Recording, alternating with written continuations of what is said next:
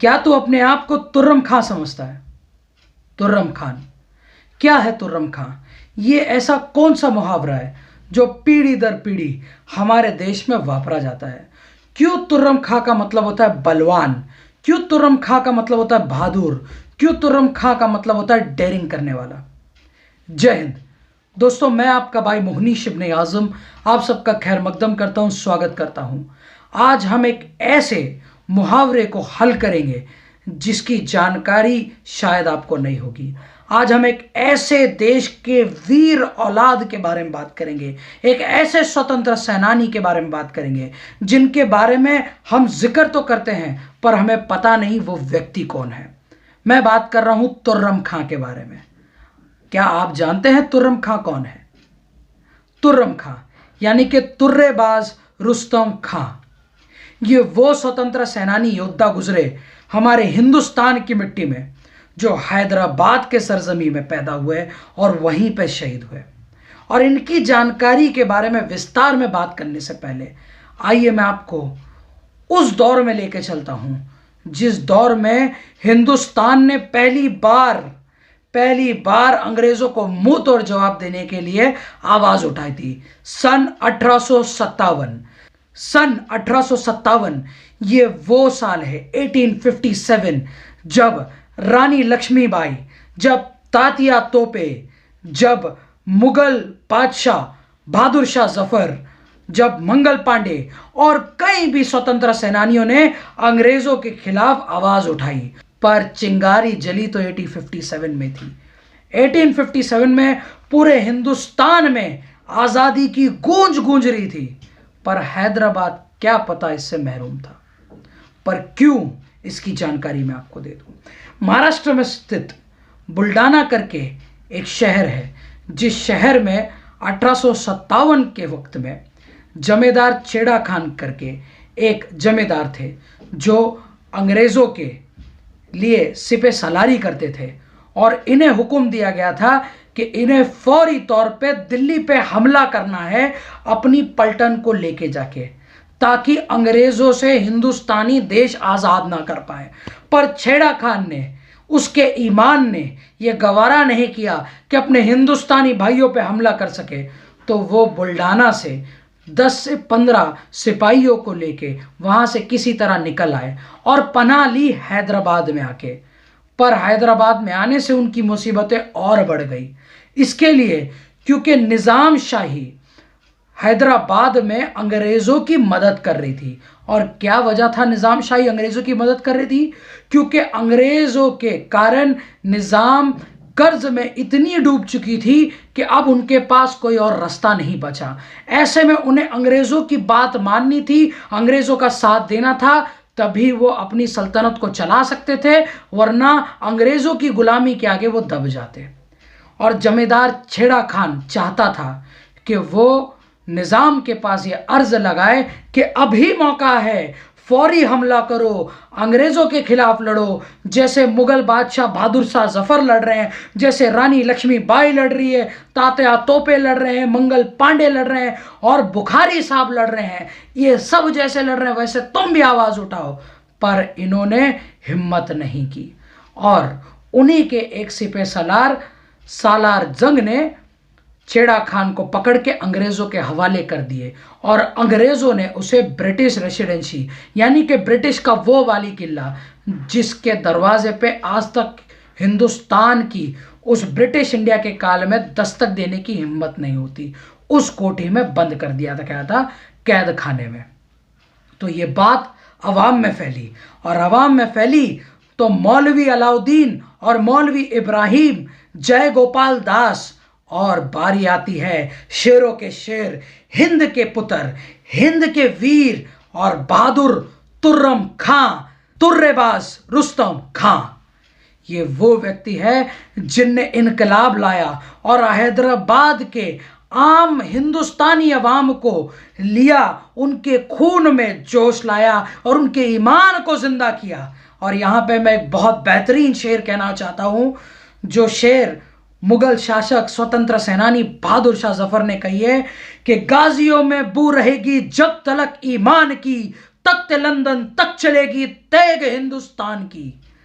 तो तुर्रेबाज खान ने पूरे हैदराबाद की आवाम में जोश लाया, और ये जोश इस तरह लाया कि 5 से 6 हजार आम नागरिक लड़ने के लिए तैयार हो गए, और तैयार हो गए अंग्रेजों को हैदराबाद से खदेड़ भगाने के लिए, तैयार हो गए साउथ इंडिया में अंग्रेजों को खदेड़ भगाने के लिए। और 1857 की जो पहली आज़ादी की आवाज़ उठाई गई थी, उस आवाज़ में सुर से सुर मिलाने के लिए। तो इन लोगों का चलन हुआ ब्रिटिश रेसिडेंसी की तरफ। अब ब्रिटिश रेसिडेंसी जो आज के वक्त पे उस्मानिया वुमेन यूनिवर्सिटी कॉलेज है, कोटा हैदराबाद में स्थित, ये एक बहुत बड़ा इलाका है। और इसके वेस्ट तरफ 2 बड़े बंगले थे। पहला बंगला था अब्बन साहब का, और दूसरा बंगला था जय गोपाल दास का। और ये दोनों ने हिंदुस्तान की मिट्टी को आज़ाद करने के लिए अपने घर में उन स्वतंत्र सेनानियों को पनाह दी, और सही वक्त का इंतजार कर रहे थे तुर्रेबाज खां। और सही वक्त जैसे ही आया, इनने वेस्ट तरफ की ब्रिटिश रेसिडेंसी की उस किले की दीवार को तोड़ दिया और अंदर दाखिल हो गए। पर इत्ते में निज़ाम के सिपह सलार ने अंग्रेज़ों को इत्तला कर दी थी, और अंग्रेज़ों की तरफ बहुत ही प्रोफेशनल, बहुत ही टैक्टिक से लड़ने वाले मद्रास हॉर्स आर्टिलरी थी। ये अंग्रेज़ों की वो जवान थे जो कभी हारते नहीं थे, और इनका मुकाबला था आम हिंदुस्तानी नागरिकों से। और इनमें खूब घमासान जंग हुई।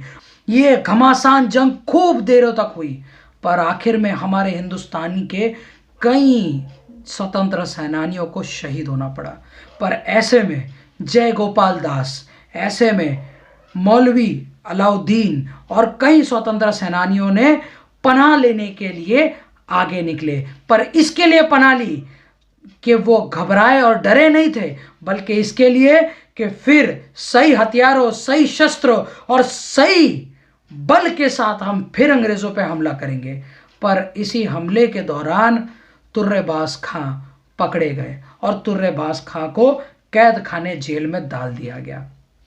पर जब तुर्रेबाज खां जेल में थे, उन्हें पूरी कोशिश की जा रही थी कि उन्हें सख्त से सख्त जगह कैद करके रखा जाए, और उनके हक में ब्रिटिश सरकार ने यह फैसला दिया कि इन्हें काला पानी की सज़ा दी जाए, ताकि ऐसा फिर कभी ना हो। क्योंकि साउथ इंडिया में इससे पहले कभी भी किसी भी अंग्रेज़ी किले पे हिंदुस्तानियों ने दस्तक तक नहीं दी थी, और इनने तो पूरा हमला कर दिया था।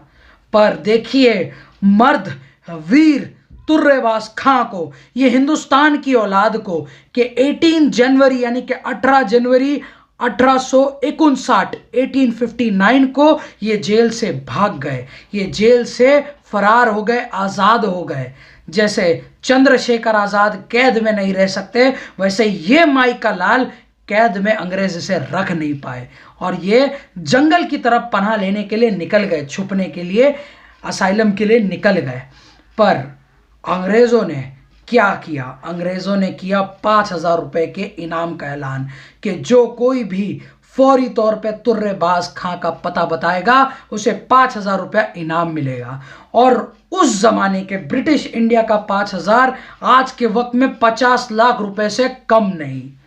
तो ऐसे वक्त में किसी ने पता बता दिया, किसी ने मुखबिरी करी, और फिर तुर्रेबाज खां को दुर्भाग्यपूर्ण 24 जनवरी 1859 को जंगल में जाके ब्रिटिश सरकार और निज़ाम के कुछ सिपाही मिलके जाके तुर्रेबाज खां को शहीद करते हैं, गोली उनके बदन पे दागते हैं और वो शहीद हो जाते हैं। फिर वहाँ से उसे घसीटते हुए उनके शरीर को, उस शहीद के, उस भूमिपुत्र तुर्रेबाज खां के जिस्म को घसीटते हुए हैदराबाद की सड़कों पे नुमाइश करते हैं। और उसके बाद ब्रिटिश रेसिडेंसी यानी कि जो ब्रिटिश का किला था, वहाँ पे निर्वस्त्र बेगर कपड़े के उस झाड़ के टहनी पे लटका देते हैं, ताकि लोगों के दिल में दहशत बैठे कि कोई भी जो ब्रिटिश साम्राज्य के खिलाफ जाएगा उसका ये अंजाम होगा। पर तुर्रम खां यानी कि तुर्रेबाज खां की शहादत जाया नहीं गई और इसने अंग्रेजों की वो ईंट से ईंट बजाई कि बॉम्बे के ब्रिटिश गवर्नर ने यह लिख दिया कि अगर निजामों का साथ ब्रिटिश सरकार के साथ ना होता तो तुर्रेबाज खां ने पूरे साउथ इंडिया को अंग्रेजों से आजाद करा दिया होता। और उसके बाद हैदराबाद में भी खून गरमाया और देश की आजादी का फिर एक बार गुन गाया। मैं आप सब हिंदुस्तानी भाइयों से इस महान वीर की गाथा के लिए गुजारिश करता हूं कि आप इस वीडियो को ज़्यादा से ज़्यादा शेयर करें और इस हिंदुस्तानी स्वतंत्र सेनानी शहीद तुर्रेबाज खां, तुर्रम खां के बारे में सबको बताएं। आपकी जानकारी के लिए मैं बता दूं कि भारत सरकार ने हैदराबाद में जो कोटा इलाका है, वो कोटे इलाके का जो रोड है उसे तुर्रेबाज खां स्ट्रीट का नाम दिया है ताकि हम इन्हें याद कर सकें। और कोटा का जो बस स्टैंड है उसके पास में ही एक मूर्ति, एक स्टैचू उभा किया गया है, खड़ा किया गया है ताकि हम हमारे दिल में उस महान व्यक्ति को जिंदा रख सकें।